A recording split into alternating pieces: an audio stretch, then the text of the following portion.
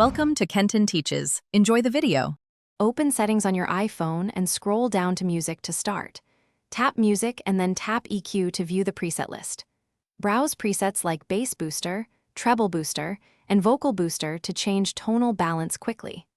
Select a preset to apply it system-wide to Apple Music and other audio output on the iPhone. To revert, open EQ and choose Off to return to neutral sound without any preset boost. Open the Music app on your Mac and choose Window then Equalizer to reveal the 10-band control. Drag each band slider to boost or cut specific frequencies for clearer bass, mids, or treble. After adjusting, use the menu to save your custom preset and give it a clear name for reuse. Remember, this equalizer only affects playback inside the Music app. Close the Equalizer window to continue listening with your new preset, applied to current and future tracks. If you need custom multi-app processing, consider a third-party EQ app or an audio unit host on Mac. Third-party apps can provide parametric control, overall gain, and cross-app routing not available in Apple Music.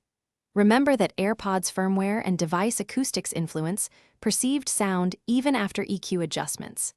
Use Sound Check to normalize volume across tracks. Combine it with EQ presets.